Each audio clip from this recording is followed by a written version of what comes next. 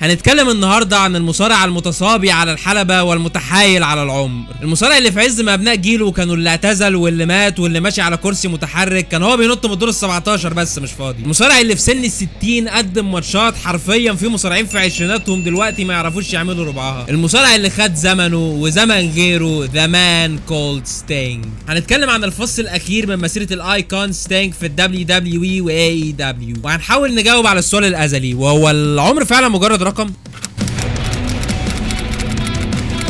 عشان نفهم الفصل الاخير من مسيره ستينج بدا ازاي لازم نبص بصه على مسيرته نفسها. بدايه نجوميه ستينج بتحصل في سنه 88 في الدبليو سي دبليو لما بيلعب ضد النيتشر بوي ريك فلير ماتش 45 دقيقه بيخلص تعادل، عشان يبدا من هنا صعود ستينج كواحد من اكبر وانجح النجوم في تاريخ الدبليو سي دبليو، وطبعا تحوله بعدها في 96 للكرو ستينج والعداوه التاريخيه مع الان دبليو لحد نهايه الماندي نايت وور باستحواذ ماكمان على الدبليو سي دبليو. الحاجه اللي كان معناها ان كل الاسامي الكبيره في الدبليو سي دبليو هيظهروا في الدبليو دبليو اي عاجلا او اجلا، وده اللي حصل فعلا ما عدا اسم واحد بس عمره ما طلع هنا. ستينج كان حرفيا الاسم الوحيد الكبير في الدبليو سي دبليو اللي رفض يروح الدبليو دبليو اي ومضى مع التي ان اي في 2005. عاده الناس هتقول لك ان السبب كان تدينه ورفضه للفجر والدشور والعربده اللي كانت حاصله في الدبليو دبليو اف، اللي هو يحسسوك ان التي ان اي دول كانوا فرشين بسبح مثلا، ما كانت مليطه برضه يا معلم. والله السبب الحقيقي كان خوف ستينج على تاريخه وارثه اللي هيتفشخ لو سلموا تسليم اهالي المكمان، لان الدبليو دبليو اي كان معروف عنهم انهم بيغيروا وبيلعبوا في شخصيات المصارعين اللي بيجوا من بره الاتحاد، الحاجه اللي ممكن احيانا تنجح لكن في الغالب بتفشخ مسيره المصارعين دول. وستينج كان طبعا صح ببساطه، لان كل نجوم الدبليو سي دبليو اللي راحوا اتحط عليهم في سيناريو الغزو وحتى بعد كده، وحرفيا ما حدش فيهم نفع. على مدار السنين ستينج جات له عروض كتيره من ماكمان،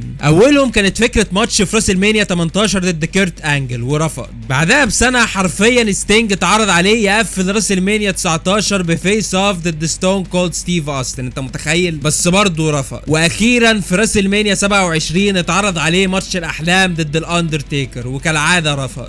لكن كل حاجه بتتغير مع السقوط الحر للتي ان اي ونهايه عقد ستينج معاهم في 2014، وقتها بتبدا تظهر تلميحات ومقالات كتيره عن ستينج في موقع الدبليو دبليو اي الرسمي، لحد ما في يوليو 2014 ستينج اخيرا بيظهر في الدبليو دبليو اي 2K15. ستينج ظهر في اعلان اللعبه وبقى بطل نسخه البري اوردر، اللي هو نوعا ما مؤشر ان خلاص قربت اهو، خصوصا ان التيمت وورير كان بطل نسخه البري اوردر بتاعت السنه اللي فاتت وظهر بعدها على طول. وده بالظبط اللي بيحصل في مين ايفنت سرفايفر سيريز 2015 لما فريق السلطه بيلعب ضد فريق سينا، ولو فريق السلطه خسر هيخسروا تحكمهم في العروض، ولو كسبوا فريق سينا كله هيتسرح. وبعد اداء عظيم من زيجلر بيفضل في الاخر ضد رولينز عشان يحصل ريف بام. هنا تريبل اتش بيتدخل عشان يكسب رولينز، لكن مره واحده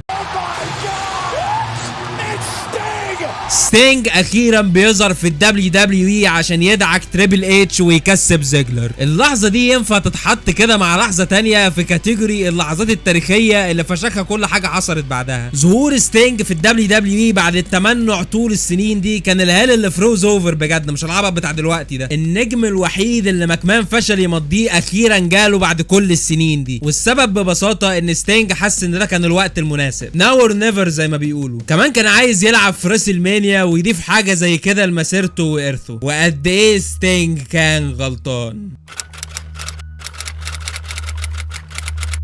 ستينج بيدخل في عداوه ضد السلطه وتريبل اتش، وبيتحدد بينهم ماتش في راس المانيا 31. العداوه والماتش اللي ما حد طلبهم حرفيا، الناس كانت عايزه حاجه واحده بس من الرن دي يا جماعه، ماتش ستينج ضد الاندرتيكر بس كده. الفرصه اللي كانت فعليا موجوده، لان راس المانيا 31 كان العرض الوحيد في التاريخ اللي ستينج واندرتيكر كانوا موجودين فيه، لكن ما حصلتش للاسف. بناء العداوه دي بيحصل فيه انتراكشن لذيذ بين راندي اورتن وستينج، عشان في راس المانيا 31 وفي نفس الليله اللي ستينج بيحقق فيها حلم التواجد على ستيج راس المانيا بيتحقق كمان اسوأ كوابيسه، لان الماتش ده حرفيا كان عباره عن تاكيد للمره المليار ان الدبليو دبليو اي كسبت الحرب وانهم اجمد من الدبليو سي دبليو. شويه نوستالجيا مع تدخلات من الدي اكس والان دبليو، وفي الاخر تريبل اتش بيكسب ستينج. الفوز اللي حرفيا كل الهدف منه ان مصارع الدبليو دبليو اي يكون كسب مصارع الدبليو سي دبليو كحول العويل. والله بس كده، اللي هو ده اول ماتش لستينج واخد هايب وزخم مش طبيعيين. يعني فوزه كان هيحافظ على الزخم ده ويفتح سكه الماتش مع اندرتيكر في المستقبل مثلا، او حتى يمنطق استكمال عداوته مع السلطه اللي هتحصل قدام ضد سيس رولينز. لكن لا، وبعد كل السنين دي ستينج برضه ما سلمش من ايد ماكمان. عودة ستينج بتحصل بواحدة من اجمد اللحظات في تاريخ الرو، عشان تبدأ العداوة بين رولينز وستينج. شفنا فيها لمحات كده من شخصية الجوكر بتاعت الTNA، خصوصا السيجمنت بتاع وهو بيفشخ تمثال سيس رولينز. كمان اللي كتير ما يعرفوش ان ستينج فعليا كسب ماتشين في WWE، ماتش ضد بيج شو في الرو، وماتش تاني تاج تيم مع سينا ضد بيج شو ورولينز بيخضع فيه سيس رولينز، عشان يتحدد بينهم ماتش على بطولة العالم في نايت اوف تشامبيونز. وبما ان سيس كان معاه بطولة العالم والولايات، فهينافس على البطولتين ضد جون سينا وستينج. وفي المين ايفنت بين رولينز وستينج بتحصل الكارثه لما سيس بيعمل باكل بامب على ستينج، الحاجه اللي بتخليه يقع وبيحاول يهز ايديه بسرعه، وده لانه فعليا جاله شلل مؤقت في اللحظه دي. ستينج بيقوم والحكم بيبلغ ماكمان انه تمام مفيش حاجه، لحد ما لسبب ما عجزت عن فهمه سيس رولينز بيكرر نفس الحركه اللي فشخت ستينج اول مره، وبيعمل الباكل بامب تاني. لو انت متخلف يا ابني. وهنا ستينج بينهار حرفيا وما بيقدرش يكمل، وبيضطروا ينهوا الماتش برول اب اهبل من سيس عشان يفوز وتبعد الكاميرات تماما عن ستينج. ستينج بيتشخص باصابه في الرقبه، نفس الاصابه اللي اجبرت ناس زي اوستن وايدج على الاعتزال، والدكاتره بيقولوا له انه كتر خير الدنيا انه ما جالوش شلل دائم او مات في الحلبه اصلا، وبيعرفوه انه لازم يعتزل. الحاجه اللي فعلا هتحصل بعدها بسنه في 2016 لما ستينج بيتكرم في الهول اوف فيم، وهناك بيعلن اعتزاله. بعدين ثانيه، هو انا الوحيد اللي ملاحظ ان ستينج من غير الفيس بينت عامل شبه جيم كاري؟ ستينج في نهايه سبيتش الهول اوف فيم بيلبس نضارته وبيجيب البيسبول بات بتاعته وبيقول I just want you to know this isn't goodbye, it's just see you later. كلمتين مش هنعرف معناهم غير بعدين خالص. لكن في الفترة دي ستينج كان بالفعل مضى عقد اساطير مع WWE. يا جماعة اغلب المصارعين القدام بيمضوا العقد ده، حاجة عاملة زي المعاش كده مقابل امتلاك WWE لاسمهم ومرشاتهم بقى وبتاع. ستينج كان ممكن ما يعملش حاجة ويقبض من WWE وهو مرتاح، كان ممكن يعمل بودكاست تعريضي يسبح فيه بحمد اولياء النعم في WWE لاجل ما يزودوا له المعاش شوية، ويشتم في اي اتحاد سافل خارج عن الملة بيتحدى سيطرتهم واحتكارهم. كان ممكن يفضل معتزل ويسيب لجماهيره ذكرى مؤلمة في نهاية مسيرته، ولكنه ما عملش اي حاجة من دول، وبيظهر لاخر مرة في WWE في اعلان لعبة 2K20. وفي سنة 2020 بينتهي عقد اساطير ستينج من غير ما يتجدد، وبتتسحب كل مرشات ستينج من موقع WWE. وقتها ما حدش كان فاهم ايه اللي بيحصل ولا متأكد من حاجة، ودي الفكرة يا جماعة، لان مع ستينج Nothing's for sure. بتبدأ تطلع تسريبات في نوفمبر 2020 ان ستينج هيظهر في AEW في عرض فول جير عشان يساعد داربي آلن اللي كان وقتها في عداوة على حزام TNT ضد كودي رودز. ستينج ما بيظهرش، لكن داربي بيكسب في فول جير وكودي بيحتفل معاه، وده بيبدأ شراكة مؤقتة بينهم لما بيلعبوا ضد تيم تاز في عرض داينامايت وينتر از كامينج. بيكسب الماتش كودي وداربي، لكن تيم تاز بيهجموا عليهم كلهم بعد نهاية الماتش، عشان مرة واحدة الانوار بتطفي وبتشتغل مزيكا غريبة عشان يظهر ستينج. ستينج بيظهر في AEW وبيرجع لقناة TNT اللي كانت نفس الناقل بتاع WCW زمان من ساعة اخر ماتش ليه هناك ضد دريك فلير في 2001. ديبيو ستينج في AEW طرح اسئلة كتير عن حقيقة دوره في الشركة، يا ترى هيبقى مانجر لمصارع او زي مانجمنت فيجر في العروض، او مثلا يساعد توني خان ورا الكواليس. ايه يصارع مين يا جدع؟ ده عجوز ومعتزل وكسر ال60، اكيد مش هيرجع يهزق نفسه على كبر يعني. وهنا AEW كانوا اتعلموا من تجربة الشركة الوسخة مع ذا اندرتيكر الاسطورة اللي للاسف اتهزق في نهاية مسيرته، وكل ماتشاته الاخيرة كانت تعيسة وتكسف ما عدا ماتش واحد بس في اكستريم رولز 2019 لما تيكر بيتحد مع رومان رينز ضد درو ماكنتاير وشين ماكمان. فكرة وجود تيكر مع مصارع شاب وضد 2 مصارعين يسندوه دارت تماما على عواره وسنه الكبير، وخلته ياخد المساحة الكافية اللي تطلعه بصورة وشكل جامد. وده كان رهان AEW على ستينج، لانهم بيقرروا يختاروا مصارع شاب يكون شريك ليه، وهو منها يساعد ستينج يطلع بشكل جامد في ماتشاته، وهو نفسه يستفيد ويستلم الشعلة من ستينج. والاختيار بيقع على داربي آلن، المصارع اللي حرفيا وبدون مبالغة ما عندوش مشكلة يموت نفسه في الحلبة عادي جدا. التشابه بين داربي وستينج كشخصية والتناغم العالي بينهم على الحلبة خلى دايناميك الاتنين دول اشبه مثلا بباتمان وروبن المصارعة، بل وعلاقتهم هتتطور لعلاقة اب وابنه. وبعدين وقتها الناس كانت خايفة على صحة ستينج وجاهزيته، خصوصا مع اصابة الرقبة القديمة بتاعته، وتقدر تقول ان ان ستينج بيطمن الناس دي لما بياخد اول بامب ليه في AEW بباور بامب معتبر من براين كيج عشان يلعب ستينج اول ماتش ليه من بعد الاعتزال ضد تيم تاز في ريفولوشن. الفريق المكون من الاندر ريتد براين كيج وشبيه الروك، حاجه زي شبيه مبابي كده، او كما قال عنه الريتد ار سوبر ستار. Sadly, you didn't take style from the other place, but either way. And you took it from The Rock. Either Good job. way. Can't help that you're a vanilla midget version of that, but shut your mouth and talk to him instead of me.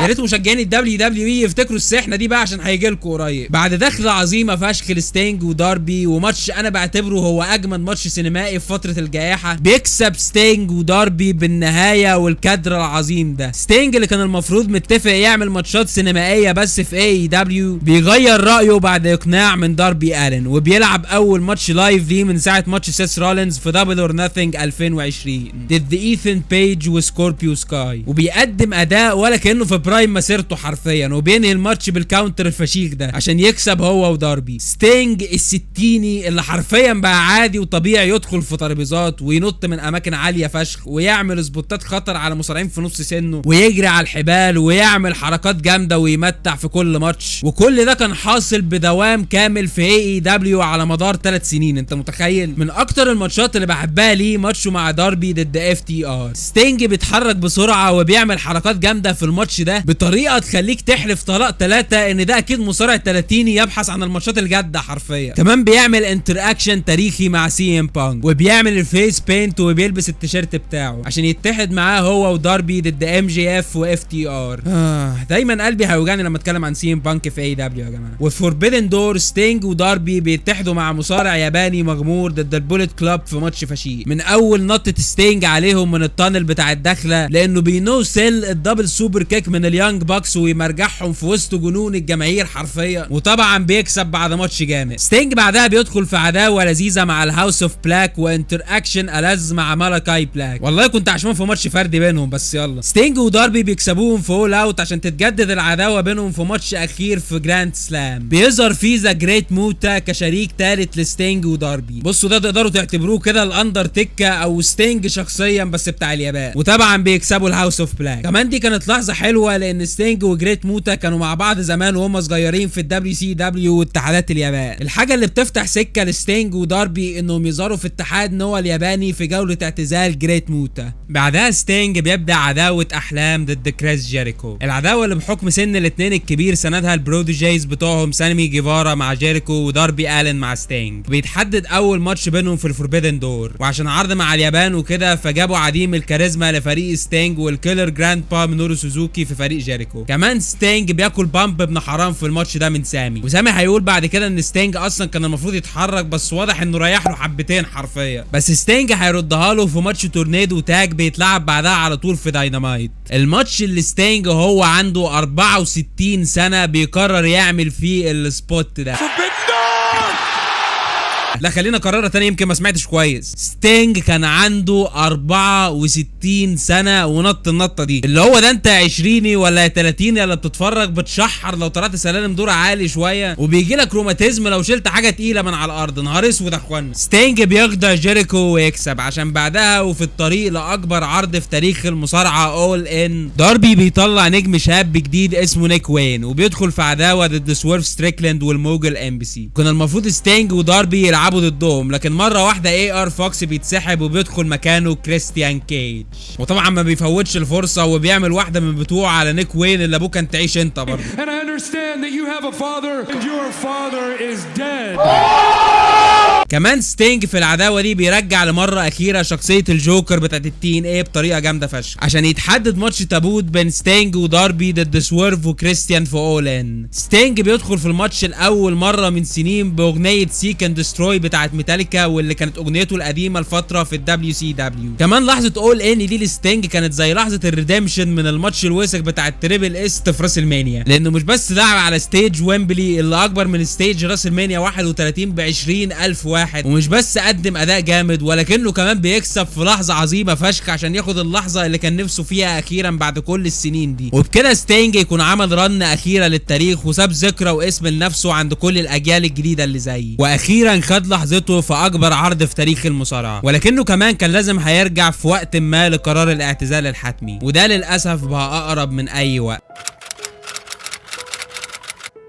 في اكتوبر 2023 ستينج بيعلن اعتزاله. ستينج في البرومو ده بيرجع للحظه الهولو فيم اللي قلت لكم عليها في الاول، وبيقول ان الاعتزال بتاع الشركه الوسخه ده كان لا ياكل ولا يعض معاه. ستينج بيعلن بعدها ان اعتزاله الحقيقي هيحصل في ريفولوشن 2024 باستخدام الجمله الشهيره بتاعته اللي استخدمها في اول برومو ليه خالص بشخصيه الكرو ضد ال NWO. The only thing that's for sure about Sting is nothing's for sure. The only thing for sure about Sting is my retirement. Revolution 2024 is for sure. اعتزال الايكون بيتزامن مع حدث تاريخي تاني، لان بعد اول ان داربي بيدخل في عداوه هو ونيك وين ضد كريستيان على حزام التي ان تي، بتنتهي بماتش بينهم في مين ايفنت عرض راسل دريم، وبيفوز بيه كريستيان بعد خيانه نيك وين. ولما ستينج بيحاول ينقذ داربي بيتلم عليه كريستيان مع نيك وين ولوتشيسورس وبيدوروا فيهم الداعي، وهنا كان لازم حد ييفن ذا ايدج بيعمل الديبيو بتاعه في AEW في لحظه تاريخيه وبينقذ ستينج وداربي عشان تبدا عداوه ايدج وستينج وداربي آلن ضد كريستيان ونيك وين ولوتشيسورس. كمان في الوقت ده ريك فلير بيظهر في AEW كهديه توني خان لستينج بمناسبه اعتزاله وبتاع، وعامه هو هيبقى زي MBC كده موجود في الخلفيه بس لزوم النوستالجيا، وهيبقى موجود مع ستينج وايدج وداربي في ماتشهم ضد البيترياركي في فول جير. الماتش اللي بتحصل فيه الدخله الجامده موله دي وهم الثلاثه مطقمين مع بعض وايدج عامل الفيس بينت زيهم. وكمان الصوره التاريخيه دي اللي صححوا لي لو انا غلطان بس دي قد تكون فعليا من اعظم 10 صور في تاريخ المصارعه يا اخوان. حرفيا 3 مصارعين بيمثلوا 3 حقب زمنيه مختلفه واقفين ورا بعض بالترتيب، الاتيتيود ايرا، الروثلس اجريشن ايرا، والنيو ايرا. طبعا ستينج وايدج وداربي بيكسبوا الماتش وبيدوا ستينج لحظته. قرب اعتزال ستينج كان بيطرح معاه سؤال طبيعي، وهو مين هيكون خصم ستينج في ماتشه الاخير. فكره ان ستينج يلعب ماتش فردي في اعتزاله كان ريسك مش مطلوب، والاضمن كانت الفورمولا اللي AEW مشوا عليها 3 سنين بماتشات التاج تيم الجامده. فلو خصم اعتزال ستينج هيكون تاج تيم فمين هيكون انسب غير اجمد تاج تيم في العالم؟ وده بالظبط اللي بيحصل، لان في نهايه داينامايت هوم كامينج اليانج باكس بيظهروا في نهايه العرض وبيتحدوا ستينج وداربي في ريفولوشن. ستينج اللي كان لسه قدامه انجاز تاريخي زياده في مسيرته قبل الاعتزال، لان هو وداربي بيكسبوا بيج بيل وشبيه الروك عشان ياخدوا منهم احزمه AEW للفرق كاول بطوله لستينج من 2011.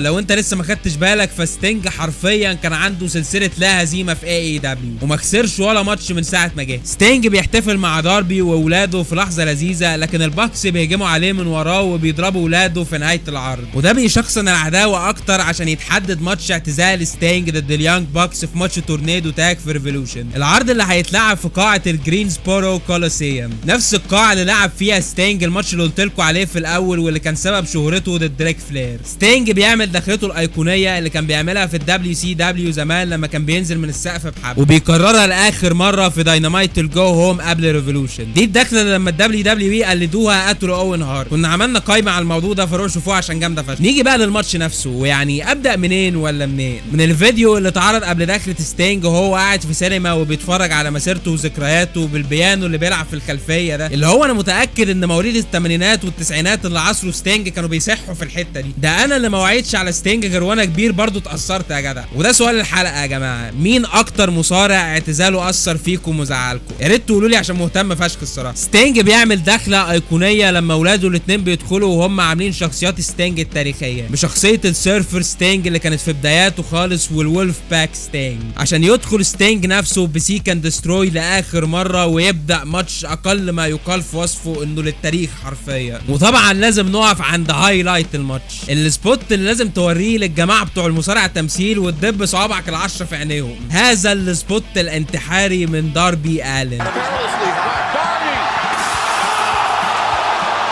هو المنظر ده ما يتوصفش غير بكلمه من 3 حروف اولها زي اخرها، بس احنا برنامج محترم برضه. ستينج بعد كل القوانين اللي عوجها والتابوهات اللي كسرها من ساعه ما جه AEW قرر برضه في اعتزاله يحيد عن قاعده ان المصارع لازم يخسر في اعتزاله والناس تصح وتبقى لحظه مؤثره واللي هي حاجه ثابته في المصارعه وغير المصارعه بالمناسبه، بس مش مع ستينج لانه بيكسب ماتش اعتزاله بعد ما بيخضع نيك جاكسون عشان يكون اول مصارع في التاريخ ينهي مسيرته وهو كسبان وبسلسله انتصارات قعدت 8 28 ماتش، وكمان معاه بطولة في سابقة لم ولن تحدث في تاريخ المصارعة تاني. ايوه يا جماعة، ده اعظم اعتزال في التاريخ، واللي هيقول لي شون مايكلز خلاص خلصت ما تحاولش. وافتكر جه الوقت اللي نجاوب فيه على سؤال الحلقه، وهل العمر مجرد رقم؟ طبعا انت مستنيني دلوقتي اجيب لك كوت من فرويد ولا نيشا والعالم دي، بس لا، انا جايب كوت من الجيمي فاردي بارتي شخصيا، اسطوره ليستر سيتي وواحد من اعظم المهاجمين في تاريخ البريمير ليج. وبما اننا جبنا سيره البريمير ليج، فده كوت دوري فانتسي انا لسه عامله كده في حاله لو في نفرين عايزين يدخلوا يعني. وايوه هقول لك قال ايه، حاضر استنى النفرين بس ياخدوا سكرين شوت للبتاع. تمام يا نفرين. فاردي لما اتسال بعد فوزه بالتشامبيونشيب عن انه خلاص بقى عنده 37 سنه وهل هيقدر يأدي زي زمان، رد عليهم بجمله جامده قوي يا جماعه، وقال لهم فيما معناه ان العمر ده مجرد رقم في البطاقه، وسنك الحقيقي هو اللي انت حاسس بيه.